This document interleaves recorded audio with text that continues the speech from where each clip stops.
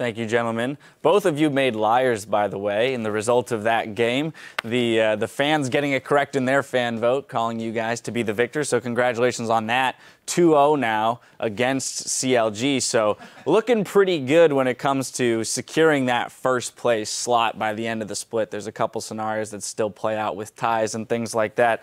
I do want to approach something that Zyrene pointed out there first, which was the Baron that you guys secured, which really opened the game up, and that ward placement. You know, so part being fortuitous, but of just the fact that you guys were around the Baron, but you guys showed no hesitation in that call, Bjergsen. It was actually not me, it was Turtle who was calling out that Jinx had a lot of gold on her. He had kept track of like how much gold he had, and he said that he's going to go back and he's going to probably buy Phantom Dancer or QSS here. He said she's going to back and we should do something off of this. So Turtle had been preparing that for about like 30 seconds to a minute, and he was like, as soon as she does something, either we go for a turret, we go for a Baron, and then the opportunity just arose, and we went for the Baron. It was just a really good call. So a lot of foresight there for sure. Now let's go back to the beginning of the game. I want to open it up with an interesting level 1 ward placement, and I don't know if you were aware of this, Darius. You got away right before Link checked that bush with a Q. What was the plan there going in? Because the rest of the team was kind of setting up a line of scrimmage, and you went in for that one deep ward at the Krugs. Well, just like in that moment in the game, I don't even know why I'm here at this desk or there because I just got shafted all game. But anyways, I was just there because they walked in, I put a ward. If he caught me, worst case scenario, I die, but I would have just TP'd out. It would have been fine, but we would have TP disadvantage, but I think having the ward there is really important. Yeah, it's just since they invaded on our top side and we counter-invaded on bot side, Darius, he went for a really greedy board, but once you get that ward, you can pretty much spot where the jungler is going to start, because we have a ward on their side of the jungle and we have a ward on their top side of the jungle. So pretty much anywhere they started, we'd be able to know. So it is a bit greedy and he could have gotten killed, but it also paid off. Exactly. You guys, your early game there, as you said, you definitely were focused, right? And that was one of the things that was mentioned throughout the cast, was the fact that CLG was looking to focus you, Darius. But you, in turn, the rest of the team reacted by Santorin going top. You secured that early first blood on Zion Spartan, which we felt was pretty crucial, at least in terms of getting Wild Turtle a bit ahead. Was that the game plan from the beginning, basically sacrificing top laner and focusing on the other top laner?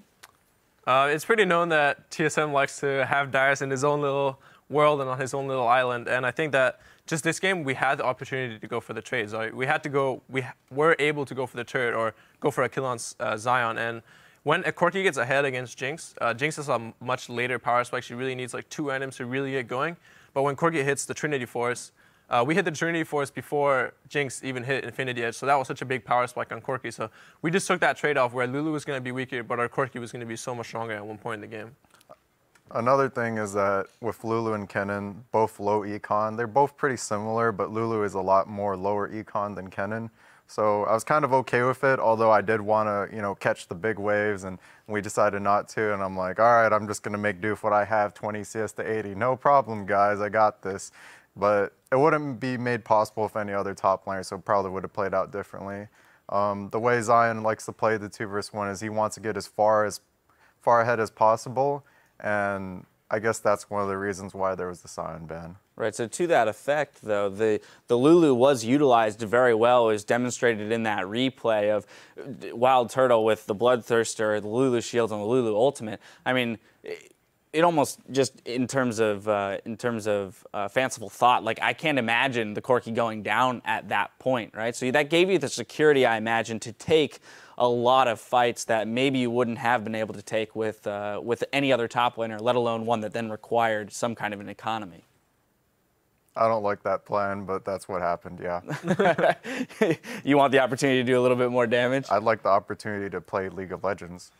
That's fair enough. That's fair. I can't argue with that. So then this begs the question: where do you have to look, like within the meta or in team play and team styles, to be able to support a top laner that will play more aggressively and has the opportunity to maybe play from the get-go, as opposed to scraping together money for the first 15 minutes? It's a combination of me calling for the team and being forceful, and depending on what I pick.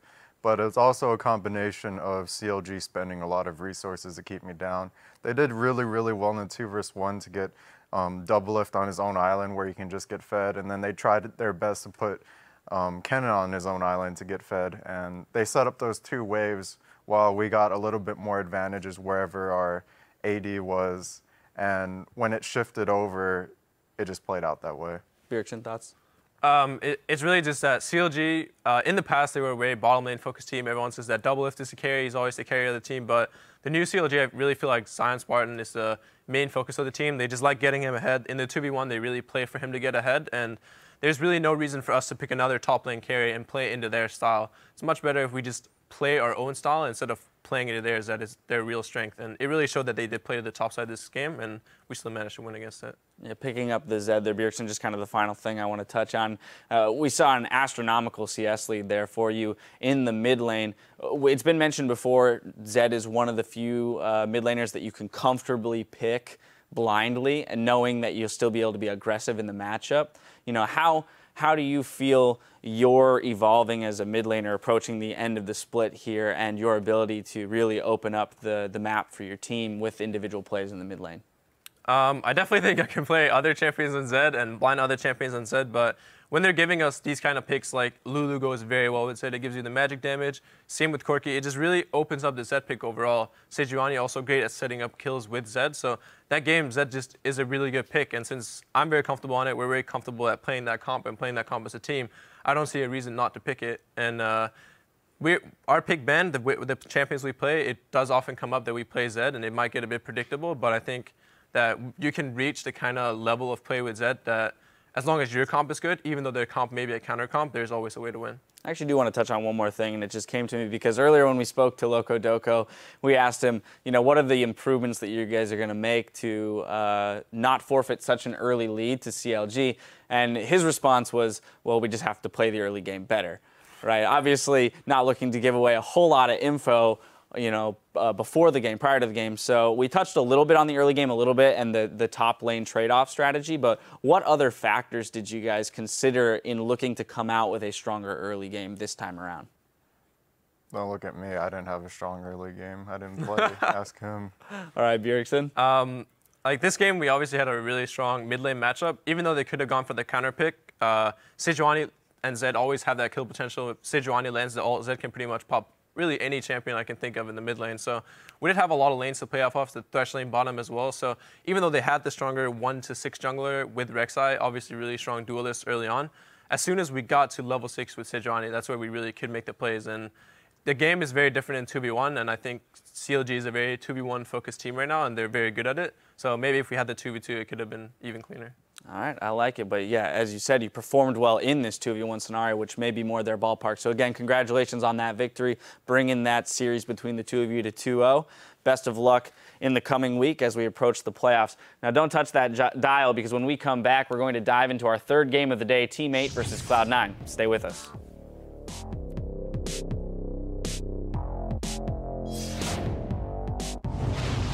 All right, guys, let's get our game face on. Game pace.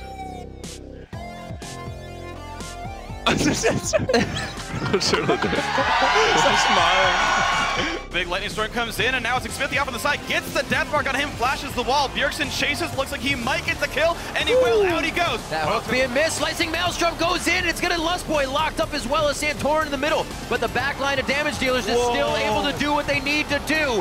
Can he get any more? Maybe not. Wild Turtle fires in. There's the play. Doublelift, can he do the damage? The answer is no. Solo mid will take down Counter Logic Gaming.